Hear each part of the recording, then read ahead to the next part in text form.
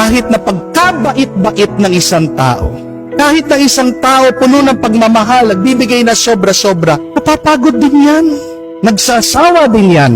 Nauubusan siya. Hindi makakapag-survive ang tao kung palagi lang siyang give ng give. Gusto mong palaging mag-give yung tao, mag-give ka din sa kanya.